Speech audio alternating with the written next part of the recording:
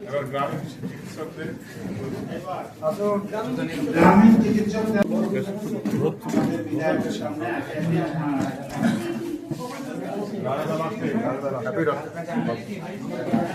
সবাই মিলে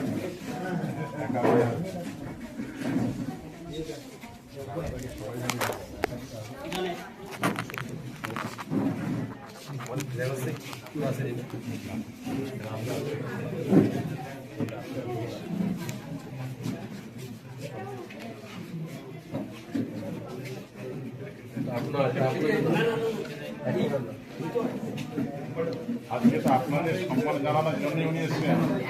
আপনি ওনাকে রিটার্ন করা আমার সব জিনিস আছে। আমার বাচ্চাটা ছবি ছেড়ে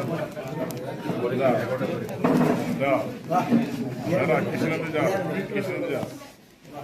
আমারটা তো ছবিটা চলুন আপনি যান। আজকে আছে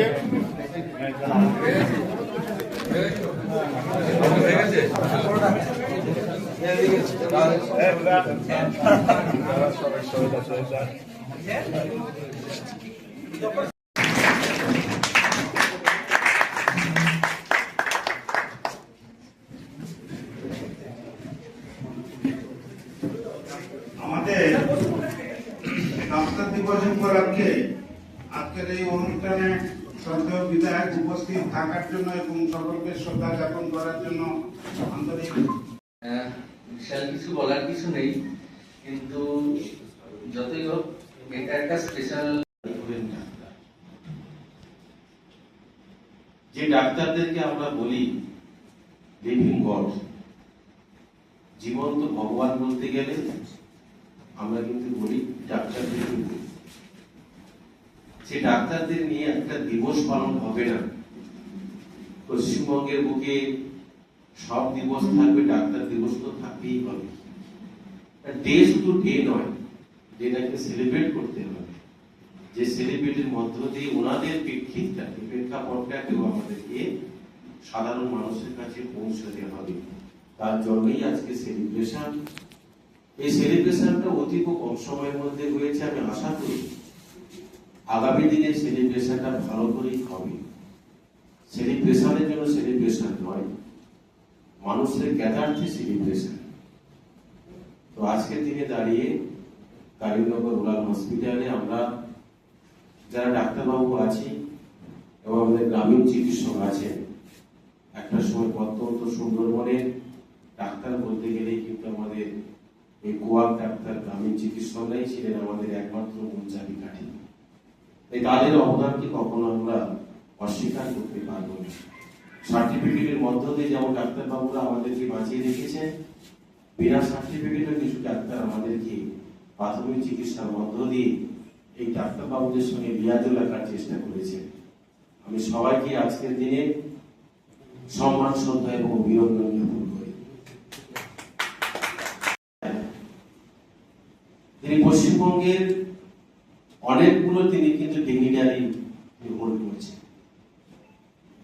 একদিকে তিনি ছিলেন স্বাধীনতা সংগ্রাম, একদিকে তিনি ডাক্তার, একদিকে তিনি মুখ্যমন্ত্রী, একদিকে তিনি সুপ্রশাসক, যার সুপরিকল্পনায় আজকে সল্ট লেক দেখতে পাচ্ছি, কল্যাণী দেখতে পাচ্ছি, আর দ্বিতীয় কোনো প্ল্যানিং সিটি দেখতে পাইনি।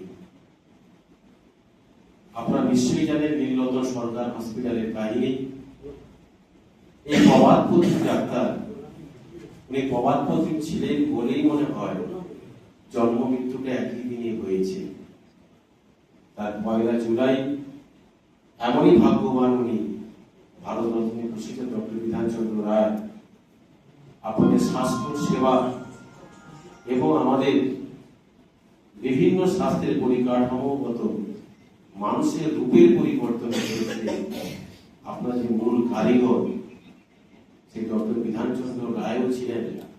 তৎকালীন সময় এত ডায়াগনোসিস ছিল না, এত ডায়াগনস্টিক সেন্টারও ছিল না।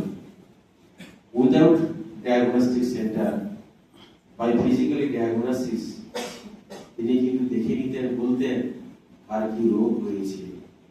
মানুষের মনের ভিতরে রোগের বাসা এই যে মনের মধ্যে আন্তরিক হওয়া, আপনারাও চেষ্টা করছেন, কিন্তু আমরা মানুষ এত অধৈর্য হয়ে গেছি। আমি না বিধায়ক, আমাকে মানুষ প্রচুর এক্ষুনি বলে এক্ষুনি করতে হবে, এই যে আমরা টাইম পিরিয়ডটাকে একেবারেই ভেঙে দিয়েছি। তবু বলবো আপনাদেরকে, কোথাও যদি মানুষের কাছ থেকে ব্যথা পেয়ে থাকেন, পরিষেবা দিতে গিয়ে কোথাও হয়তো আপনাদের কাছে কেউ দুর্ব্যবহার করে থাকে, এর জন্য কিন্তু ওনাদেরকেই আবার ক্ষমা স্বীকারের দরকার দাঁড়াতে হয়। সেই দিনের শেষে আপনাদের কাছে হাত জোড় করে বলতে হয়, দিদি বা নার্সম্যান বা ডাক্তারবাবু, আমার ছেলেটা মেয়েটা আমার দাদাটার জীবনটা বাঁচান। সেই জীবনটা নিয়ে যখন আপনাদের কাছে তারা ভীত সন্ত্রস্ত, সেই জীবনটাই কিন্তু আপনাদের কাছেই আছে। আপনারা ভালো করে জীবনের পরিষেবা দিচ্ছেন। আমাদের homeostatic mechanism, physically homeostatic mechanism, আমাদের হিউম্যান বডির হোমিওস্ট্যাটিক মেকানিজমকে আপনারা বাঁচিয়ে রেখেছেন। তাই বলি, আপনারা খুব ভালো থাকবেন। বিধানচন্দ্র রায় যেমন প্রভাত প্রতিম ছিলেন, উনি আমাদের কাছে একজন আইডিয়াল পার্সন। ওনাকে আমরা আইডিয়াল হিসেবে ভেবে আজকের দিনটাকে আগামী দিনে মানুষের কাছে আরো ভালো করে পরিষেবা পৌঁছে দেব। হয়তো infrastructure, staff pattern, doctor scarcity, আপনারা ভালো থাকবেন। আজকে সম্মানিত মঞ্চে যে আমাদের সেকেন্ড বিওমিজ আছেন, দিলীপ দা আছেন, বিপ্লব দা আছেন, অমরবাবু আছেন, এতক্ষণ সঞ্চালনা করছেন রবীন্দ্রবাবু, বর্ষিয়ান সমাজ সচেতক, সবাইকেই আমি সম্মান শ্রদ্ধা জানিয়ে আজকে দিনের গুরুত্বকে আগামী দিনে আরো ভালো করে আমি কথা দিয়ে গেলাম। খুব খারাপ লাগছে, বিধানচন্দ্র রায় একটা মূর্তি নেই আপনাদের সামনে, কথায় পালন করবেন। দেখবেন আগামী 6 থেকে 8 মাসের মধ্যে অভ্যন্তরে বিধানচন্দ্র রায়ের আবক্ষ মূর্তি বা পূর্ণাঙ্গ মূর্তি স্থাপন হবে।